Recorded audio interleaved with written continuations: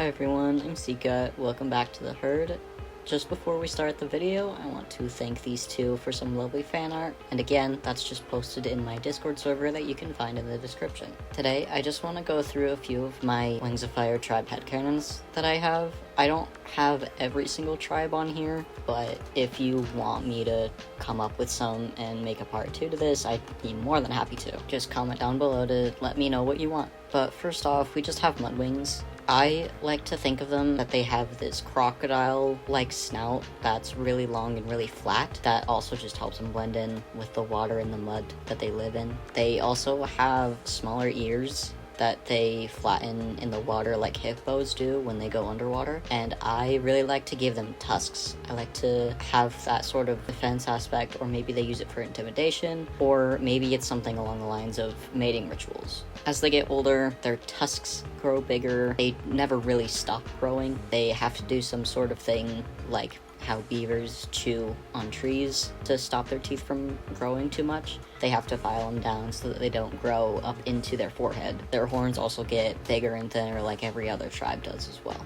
And of course the babies just have a really small, regular face, bit bigger ears, smaller horns, and like no teeth. For Rainwings, they're extremely snake-like, kind of like tree pythons. I like to give them snake heat pits that they use for extra sense of smell or taste. Their fangs are retractable in my head, and they can fold up like snakes do. Their jaw also unhinges, and back when the tribe used to hunt and eat meat, they would usually swallow things whole, like how snakes do. Their horns also twist around into spirals, and they have feathery ears, since in Book 1, Glory was described to have feathery ears, because the original concept for these actually had a lot of feathers on them. Babies, they don't have any teeth. They grow in as they get older, and elders, they have a lot more twisty horns, and their frills in general, they don't stop growing, so they just get really, really big. And they use that for intimidation as well. Or it can be the same thing with Mudwings and their tusks for mating purposes. For Seawings,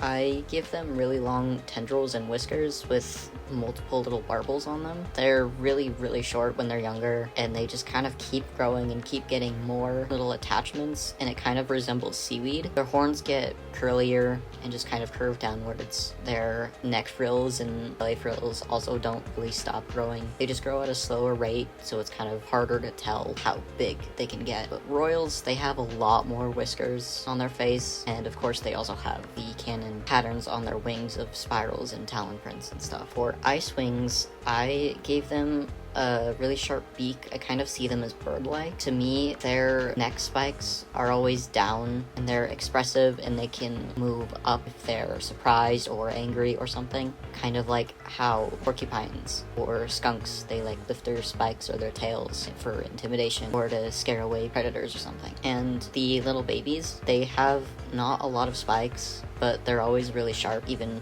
after they come out, they're just really thin. It's pictured like baby hedgehogs, and that's the same idea that Goldie had when she was editing the model for the in-game version. And then as they get older, they get more and more rows of spikes, and then spikes grow down their chest and down their legs as well. For Nightwings, the really only cool canon feature that they have is those silver teardrops when they have their mind reading powers. But I think that not only do they have those, they will have a teardrop in the middle of their forehead for foresight dragons, and for the dragons who have both powers, they get 2 teardrops and 1 forehead drop. And on their wings, of course, they will have the regular star patterns, but if they were born under a full moon, there will be a clump of scales that resembles each moon that they were born under, and this goes in order of biggest to smallest. The biggest one is Imperial, and then Oracle, and then Perception. For Silkwings, I have just a few antenna differences. All dragonets will kind of look the same pre-metamorphosis, but after they come out of their cocoon, you will have just normal antenna, which are a little bit fluffy at the top, and as they get older, it just gets longer and more fluffier. But for Flame Silk, they have it kind of scattered, and it kind of looks like flames at the base of their antennas, and then a little bit at the tips, and then just like regular Silkwings, it'll just get even more fluffy and more apparent as they grow older. And then finally for Leafwings, I have have it so that I like to think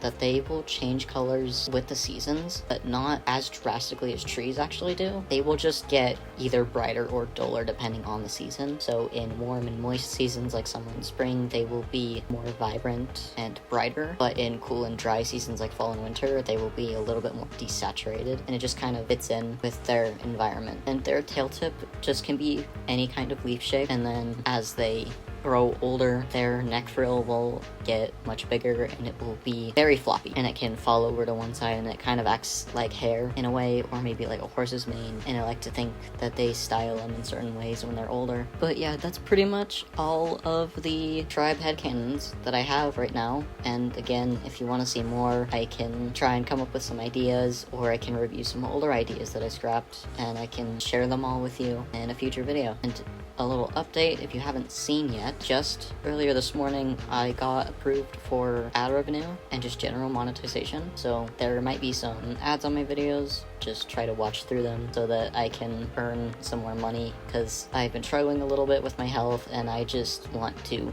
survive. I am just trying to get more ways that I can earn money for rent and for medical supplies. I also have memberships available. I only have one tier right now, but it's $2.99 USD a month, and I just offer some special Discord access with a role. I have general member shoutouts if you subscribe as a member. At the end of every video, I will personally thank everyone. You guys have priority access for comments. I will reply to you guys first. I'll heart your comments, or I'll pin them if I find them funny or I just like them. You have early video access. For now, it's just an hour before it releases to the public, but I may make it as far as a day or two. And then I also have my official merch store that is also in the description, and I'll just be selling little merch of my OCs like Goldformer and Seawing. But for now, I only have stickers on there, but I plan to upload things like pins or keychains, just anything else that you guys really want, or just anything of my other OCs, or I can even make canon characters if you'd like to. But yeah, all of these ways that I'm trying to earn money,